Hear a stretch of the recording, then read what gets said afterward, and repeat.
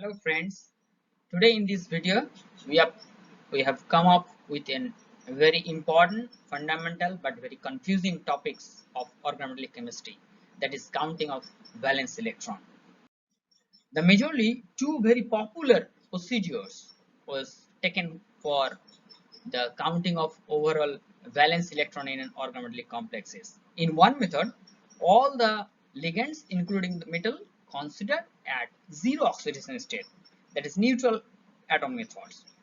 And in another case, the metal is considered to be present in a suitable formal oxidation state with some of the ligands in the anionic to overall balance the charge. And the contribution of metal electrons comes up with its valence electrons from the d orbitals. Although both of these methods are very successfully utilized to count the electrons, however, before you get expert, I recommend that use one of the methods, and in that case neutral atom methods will be suitable, since in that case you don't need to worry about the selection of oxidation state of metal ion. Now, based on the 18 electron rules, this electron counting method gets extra boost because the 18 electron rules which predict that the overall stability of the metal organic organometallic complexes are formed when the sum of the total d electrons as well as the contribution from the ligands are totally 18. That means the entire valence orbitals of metal is considered to be filled up, and it will considered to be very closer to the its next noble gas structure. And the prediction of 18 electron rules ultimately gives a very handy conception about the stability and the structure of metal complexes, as well as it sometimes predict or help to predict the possibilities of metal-metal bonding, even the bridging ligands or hepticity of ligand. Let's take an example to start with. In this complex, look at very carefully. There are many different types of ligands and different types of binding with the metals. So understanding the ligand's nature as well as the metal ligand bonds bonding modes is very essential. For example, in one case, carbonyl behaves as a bridging ligands which bridge between two metal. In another case, carbonyl behaves as a terminal ligand. So in both the cases, the contribution of the electron from the ligands may be different. Similarly, the chlorines acts as a bridging as well as a terminal ligands, right? And in case of the benzene, since look at the bonding pattern, it seems like all the 6 carbon atoms from the benzenes combined with the ruthenium. That means electron contribution comes from the entire benzene rings. Now, in case of the neutral method, what we consider? We consider all the ligands, including the metals, are at zero oxidation state. So the ligands and the metals contributes its valence probable electrons. But in oxidation method, since carbonyl and benzenes are neutral ligands, so they doesn't depends on the methods. However, chlorine acts as a anionic ligand. These are the potential anionic ligands. So chlorine is in both the cases, whether it is bridged or in the terminal, it's a mono negative. So there are two chlorine. So therefore, the two ruthenium will balance the overall two negative charge, and that's what will share individually single positive charges. But most important things about to select the nature or understand the nature of the ligands as well as the bonding pattern with the metals. Without that one, you cannot understand, or you'll be sometimes confused that how many electrons does these ligands are actually contributing. But I'll show you very easy and tricky methods, which way you will never be confused. Let's divide entire different types of ligands in 3 categories. The first category, which shows the ligands which have an unpaired valence electron. That means the ligands have one at least unpaired electron. Like hydride, it have 1 electrons. In methyl, in the neutral system, it's at 1 electron. Any kind of alkyl, halide, it have 1 at least unpaired. Similarly, alkoxide or sulfur components or amido, like phosphide, they have 1 single electron at least in the valence. But among these Some of them are there which does not have any additional electron pairs, and some are there in the additional electron pairs. So if I consider the bonding patterns of these kinds of ligands where there is at least one unpaired electron, in a neutral condition we can consider that atoms or species will contribute one electron through similar like a conventional covalent bonding. However, in the new anionic form, there are two electrons which contribute.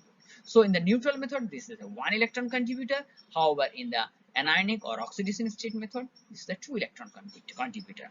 But if they does not have any extra lone pairs or orbital to bridge, then this single orbital also sometimes is effectively binds with the two metal. That means it can also act as a bridging case. But in the same way, it will also contribute one electron whether it is terminal or bridged in the neutral atom methods, whereas in case of the anionic form it's contribute two electrons. So it doesn't matter whether it is terminal or bridged, since it have only one orbital, so it is always considered a single electron donor in neutral methods as well as two electron donor in the anionic form. But if these potential anionic ligands have additional lone pairs, right? For example, halides or any kind of amine, nitrogen donor, oxygen donor, they have some additional lone pairs. So these lone pairs sometimes bridged or acts as a bridging between the metals. So these like electrons potential are the potential donor to the another metal ion. So whenever there is a bridging or whenever these ligands acts as a bridging ligand, so this additional two electrons comes up. That means in a neutral method, with a single metal, it considered as a one electron donor. When it is bridged, the additional two electrons, that means total 3 electrons. However, in an anionic form, this is the 2 electron in a single metal and additional 2 electrons, so total 4 electron. Like alkoxy, halogen, sulfur donor, or nitrogen, amido, or phosphido, these kinds have one lone pairs as well as an additional single electron. However, halogens also contains more lone pairs, because as you know, around the halogen in the neutral condition they have 3 lone pairs and 1 single electron. So the more lone pairs mean more possibilities of bridging. That means in halogen like chlorine can act as a triple bridge. So in that case, additional 2 electrons counts, right? Okay. Now comes to the second category. That means when the ligands have a paired valence electron. These paired valence electron may be lone pairs or maybe some kind of molecular orbitals or sigma characters or pi bonded electrons, right? So if I consider like carbonyls which have a paired homo or sigma electron, that can be donated to the metal system, and these are the neutral ligands. So it doesn't matter whether we are considering neutral atomic methods or oxidation state methods. In all the cases, they are 2 electron donor. Similarly, amine or phosphine or nitrogen, they have the lone pair, so that can be donated. So they are the potential 2 electron donors. Sometimes the unsaturated molecules like alkene, alkyne, they have the pi electrons. So these pi electrons from the bond, that means these 2 pi electrons can be donated to the metal ion. So they are also potential 2 electron donor. So all these cases does not depend upon the method. They are always 2 electron donors. So we should remember whenever the ligands have a paired valence electron, they always prefers to do 2 electrons method. But in sometimes some of the ligands like carbonyl or this pi system have additional orbitals, but amine, phosphine, they does not have any additional orbitals to interact. So whenever there is additional orbitals like carbonyl have additional vacant pi star orbital, that can be utilized for the bridging conception, but in that case carbonyl does not contribute an electron, so it still remains 2 electron. So whether carbonyl is a bridged or terminal, it's always a 2 electron donor. That's a very essential things to remember. That means carbonyl either in the terminal or bridging situation, it's always the 2 electron donor. That's a very important things to remember. However, if a pi conjugated system like alkyne, which have a 2 orthogonal pi bonds, so these 2 pi bonds mutually can bridge between the 2 atoms. So in that case, they are the 4 electron donor. So it's need to be remember how many pi electrons or how many metal are interacting with the pi systems. Let's consider a small problem where we are considering only the terminal ligands, but we'll consider about the which method and how we are utilizing. For example, we are taking this example where hydrido and chloride, these are through the two potential anionic ligands, but phosphines are neutral ligands. So in a neutral atom methods, rhodium in the oxidation state 0, it's 9 electron contributing. 2 hydride in the neutral method, 1 from each electron, so 2 electrons. Chlorine, 1 electron. Phosphine, 3 phosphines are there, so together 6 electron, it's 18 electrons. If I consider the oxidation state method, in that case the 2 hydrides in the negative form, so 2 negative, 1 extra negative from the chlorine, so total 3 negative. Therefore rhodium, since the complex is neutral, so rhodium must be plus 3 oxidation state. So the contribution of electron from the rhodium is plus 6, 2 hydrido, so 2 to 4, 1 chloride, 2 electron, and 3 phosphine, 6 electron, together 18 electron. So both the methods ultimately end up with the same electron count. Only tricks is that we have to consider the exact formal oxidation state of metal. Now come to the third category. If some of the ligands have conjugated unsaturation, that means conjugated double bonds kind of something. So these kinds of ligands can bind with a metal in different modes, and these different modes are depends upon how many carbons simultaneously binds with the metal atom. For example, in an allyl system means a double bond and an anion, potential anions. So if in the allyl system one carbon binds to the metal, then we can consider it's a hepto1. So this heptosity means how many carbons are binding, and this one defines that one carbon is binding. So it's a monohepto allyl. So it's a 1 electron contribution in a neutral method, but in the anionic form, as we have already learned, it is 2 electron contribution. However, when it is the allyl contributes as a hepto3 or trihepto, that means all the 3 carbon atoms are contributing. So additional extra pi bond, that means extra 2 electron, so total 3 electron. So in the oxidation state concept, is a 4 electron.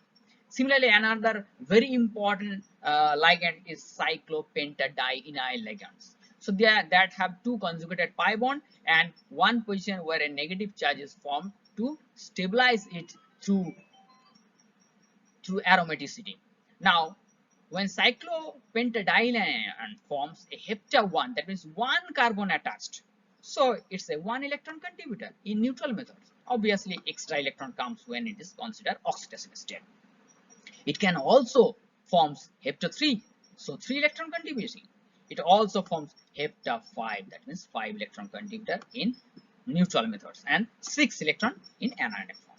Benzene also is a very good example of heptocarbon because it have the 3 pi carbon, so total 6 electron contribution. Sometimes cycloheptatrienyl, which also have a carbon atom which is not exactly delocalized in a neutral conditions, but if it is monopositive, then the entire things will be aromatic. So 6 total pi electron that contributes in the ionic form. In that case, cyclopentadienyl is monopositive, but in case the neutral, obviously extra electron comes because we are not removing that electron, so 7 electrons. So you have to remember what kind of heptacity is included and how many electrons will be contributing in overall system. Another very important things to remember, some of the atoms like oxygen, nitrogen or carbon are multiple bonds. In case of the multiple bonds, if I consider a neutral atom, number of electrons is considered from the number of bonds. So 2 bonds, 2 electrons, 3 bonds, 3 electrons. If I consider the oxidation state, so depending upon the formal oxidation state. If you consider 2 negative, so extra 2 electron. If you consider 3 negative, so extra 3 electron. And very important things is about the nitrosyl, because nitrosyl, if you consider the MO diagram, it have 2 sigma as well as 1 single pi star electron. So if nitrosyl forms a negative, that means an extra electron occupied in pi star orbital of the nitro. In that case, the 2 pi star electron donated through the negative nitrosyl, and in that case it will be sp2 hybridization and it will be bent. So in the neutral method, it is 1 electron. That 1 electron is comes from the pi star orbital. However, whenever it forms a monopositive, that means the pi star electrons is gone out. So the 2 electrons is remains from the sigma electron, and that will be donated to the metal ions. However, in case of the neutral methods, we consider 3 electron because we are not considering any oxidation. So total 3 electrons, that means 1 from pi star and 2 from the sigma star. So total 3 electron donor. In that case, it will be a linear. Let's go to the problem. Until and unless we are not going to solve any problem, we cannot understand. Let's take this example. These complexes, one heptoallyl is there, 3 neutral ligands are there, as well as 1 monopositive charge is there. So in the neutral methods, we are considering this one is neutral. So it's a 3 electron donor, hepto 3, right? 2 phosphine, so 4 electron, 1 carbonyl, so 2 electron, but extra this positive charge means 1 electron is gone out from the complex. So this is 1 is minus, so total 6 electron, right? If I consider then the oxidation method, so this allyl system is mononegative and 1 extra positive charge. So together the ruthenium will be plus 2 state. So it's a 6 electron. So allyl system also become 4 electron because we are considering 1 negative charge, but phosphine retains 4 electron, carbon is 2 electron, and we does not require any charge because already we balance the charge from the ruthenium. So total 16 electron. So whatever the methods you use, ultimately you will end up with same. So there are some few more problems in neutral methods. Obviously, I'll handle more problems. I have given some of the exercise to handle you. Some of the examples I just shown it here. For example, in this case, all the cases we have solved in the neutral method. So ruthenium 8 electron contributor, benzene hepto 6 electron, neutral terminal chlorine, so 1 electron, neutral bridge chlorine, so 3 electron, right? Similarly, in this case, hepto 5 cyclopentadienyl, so it's a 5 electron, methyl as a terminal is 1 electron, as well as methyl, as I mentioned, methyl does not have any extra orbitals to interact. But if it is bridged, so it will contribute 1 electron in the neutral atomic methods.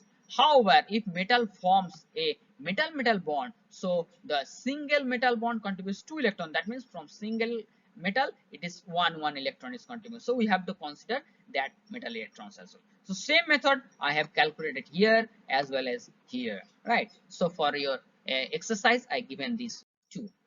Now let's try this one. This is a very tricky example, right? I've given this complex. If you have known all the things, like carbonyl is a 2 electron neutral donor, but this cyclopentadienyl can vary its hepticity. So depending upon that whether this complex, if follow the 18 electron rules, then which structure will be true, this one or this one? You have to find it out. So find it out exactly, and then you will learn or feel that yes, I have learned almost entire thing. I have given few of the things as an exercise to do, like counting the valence electron or count the metal-metal bonds. And also here I have given a tricky things, like if all the metals are from second row element, then find out from its oxidation state and also electron counting what is the metal is here and what its oxidation state. So if you really like my videos and the way I explain this, handle this problem, please subscribe my channel. Also share it with your other friends, and don't forget to press the bell icon. Even if you have any suggestion, any queries, I have given a lot of exercise. So if you find any problem, please don't forget to mail me and subscribe my channel. I'll give some link during more exercises, and also I give some study material through the subscription. So with that, please thank you and see you again.